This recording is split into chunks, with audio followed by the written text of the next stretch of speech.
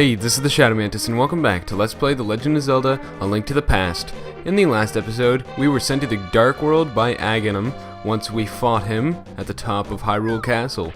And in this episode, we are going to be heading east in the Dark World to the, I think it's the eastern, the Dark Palace or something. It's basically a darker version of the first dungeon we entered at the beginning of the game, the Eastern Palace. Oh god, these guys do a fair bit of damage.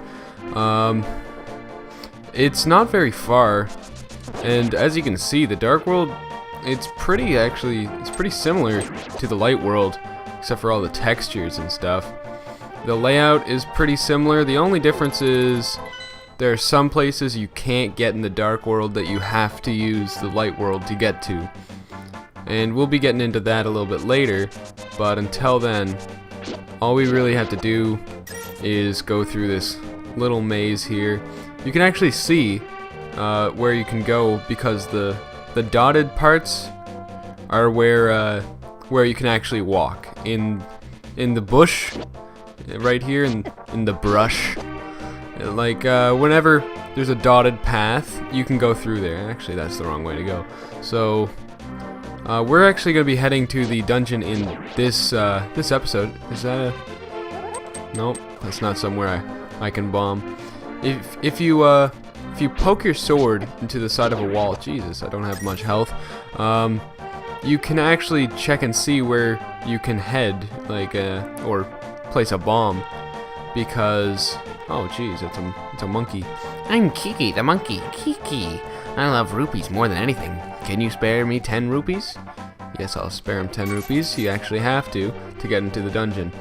Now, when you have Kiki, don't get hit, because you will lose Kiki. If you get touched by any enemy, you actually lose Kiki. So that was pretty dangerous right there. I'm gonna try not to lose Kiki. So I just gotta focus. And here we are at the dungeon. Kiki. If you give me 100 rupees, I will open the entrance for you. Kiki. Yeah, sure. Alright. I'll give you the 100 rupees.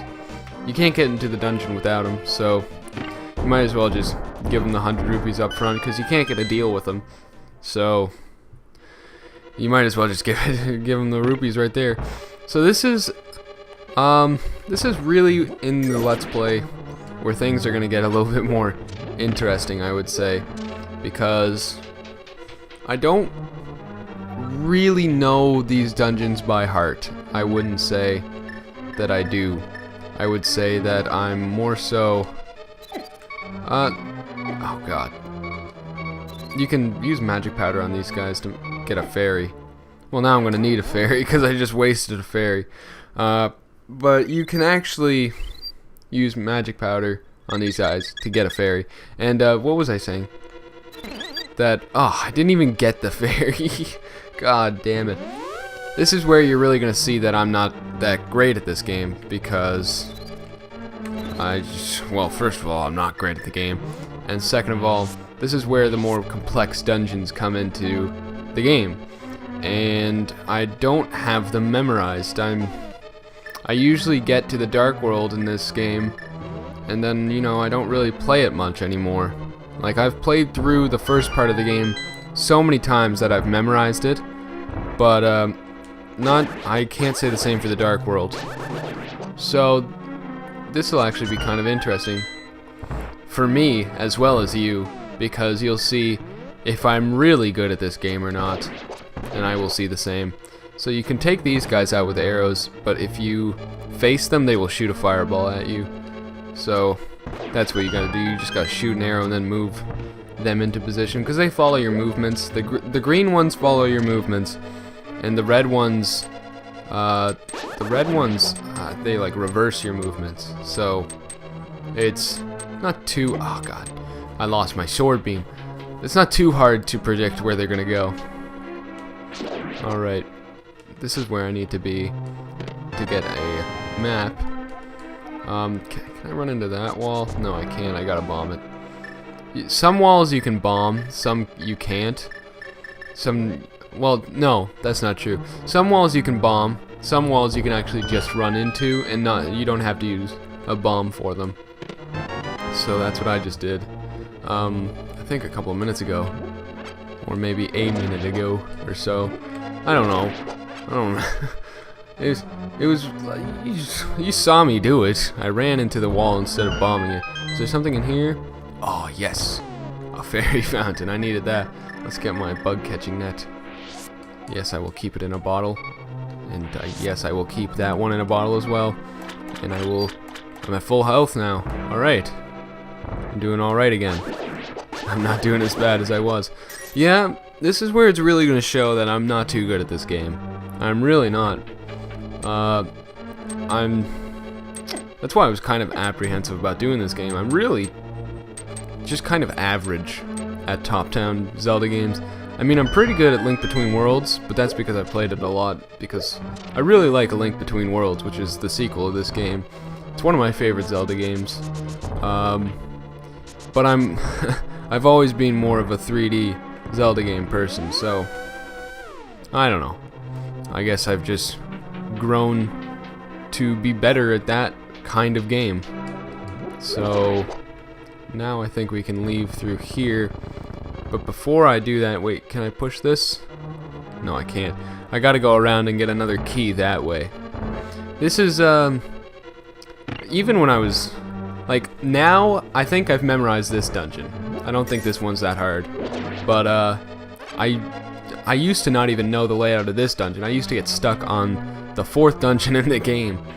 So, that just goes to show. But I know this dungeon pretty well now.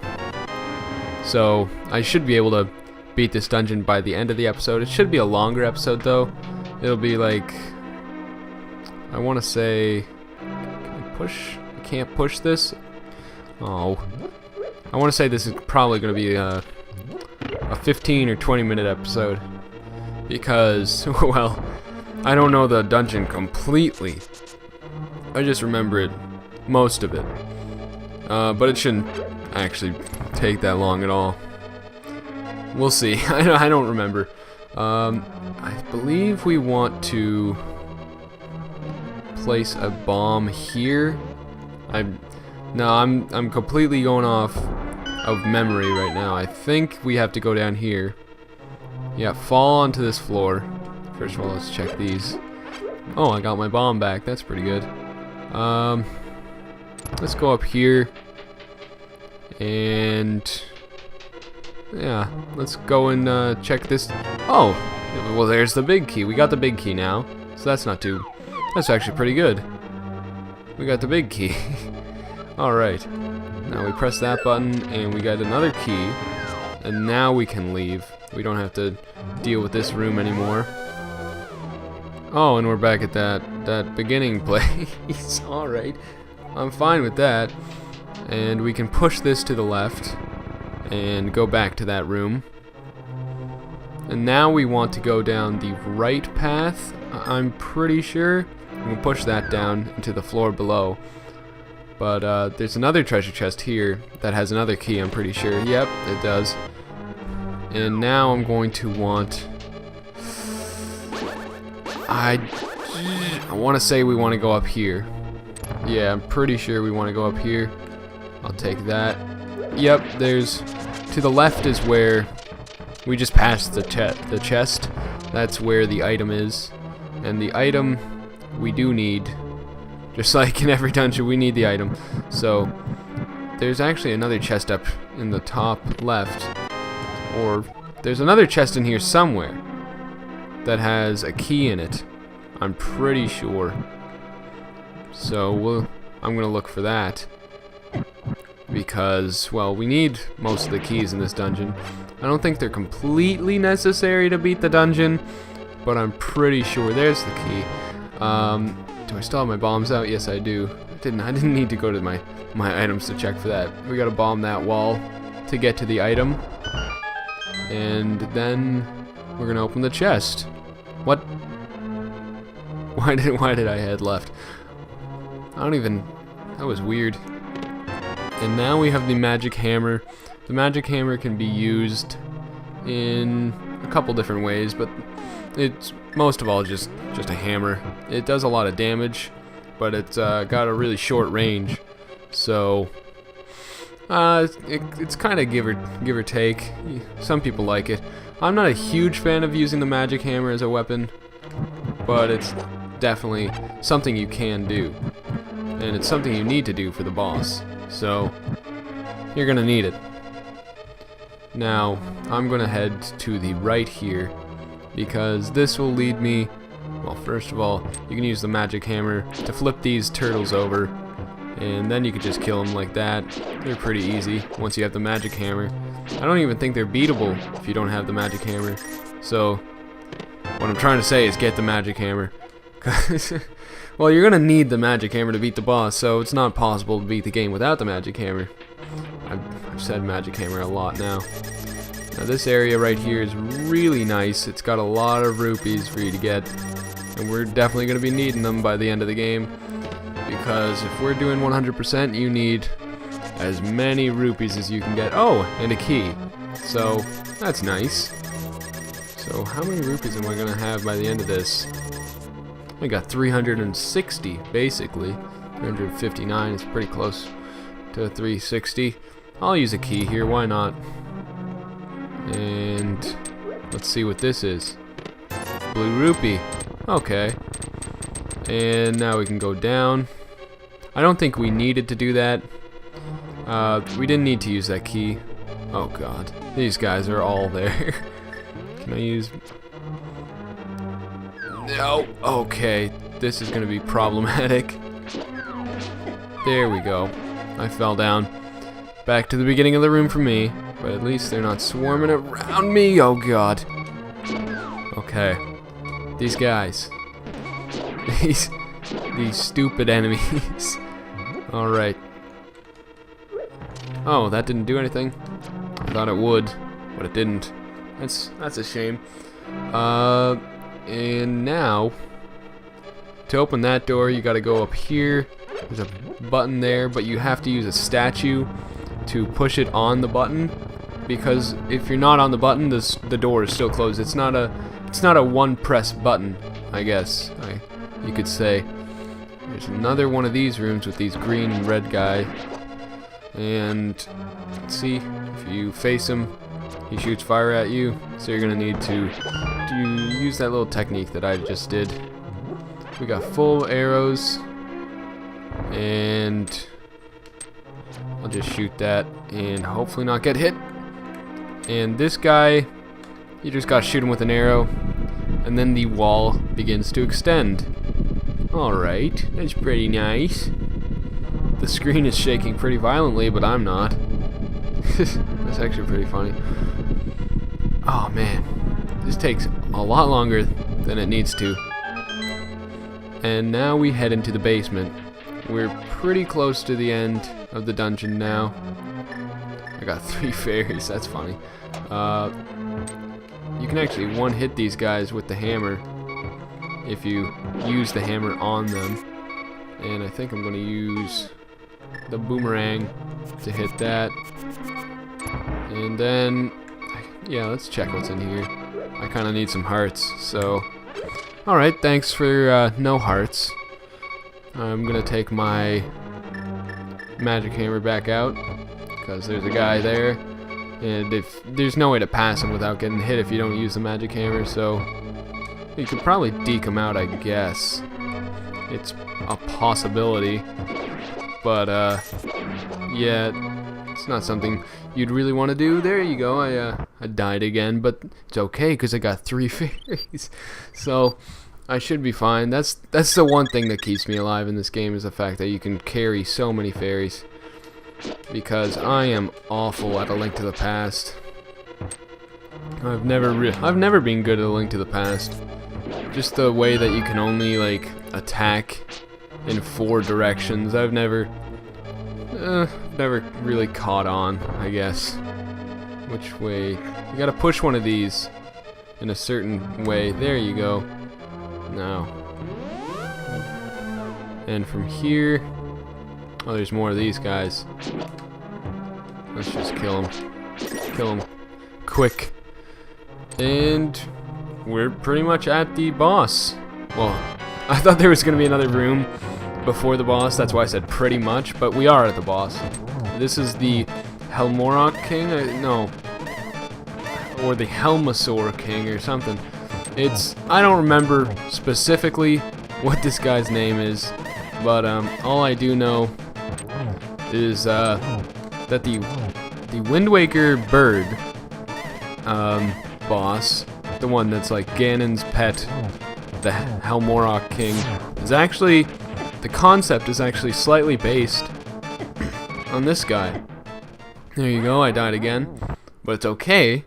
I can be as reckless as I want because I still have another fairy, and that'll give me 8 hearts or 7 hearts. And I'm actually gonna try to not get hit anymore because I don't want to waste the fairies.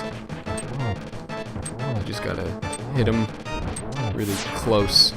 So now he doesn't have his mask. Now you can just slash him. Really easy. Well, I say really easy, but I died, so... Well, basically I died. I didn't really die by definition. Oh, God. Okay, I'm at 1 heart again. There we go. I killed him. Finally. That took long enough. So, I think in this episode you can now, tell I'm not the best at this game. But I'm gonna try my damnedest to be as good as I possibly can be. And that's usually why I get all the hearts when I play through Zelda games, is so when you're at full hearts, it's really hard to die because you got 20 of them, and then there's, in this game at least, there's also other items that like double your defense, so it's really hard to die. Link, because of you, I can escape from the clutches of the evil monsters. Thank you. This world used to be the Golden Land where the Triforce was hidden, but because Ganon, the boss of thieves, wished the world was transformed, I'm sure he's intending to conquer even our light world after building his power here. He is trying to open a larger gate between worlds near the castle using our powers, but the gate is not open completely yet. If we 7 maidens come together, we can break the barrier around Ganon's hiding place. I will tell you where the other girls are held. I believe you will destroy Ganon. I will return to my original form at that time. Do you understand? Yes, I understand. It's not really hard to understand. Basically, it's a really pretty simple plot. Ganon came. He was banished to this world, I believe, and then his evil turned this world like this when he got the Triforce. I don't remember, but either way, I'm gonna end off the episode here because we just beat the dungeon. I think this has been going on for like 15 or 20 minutes, so I'm gonna end it off here. Thanks for watching, and I hope to see you in the next episode. Goodbye.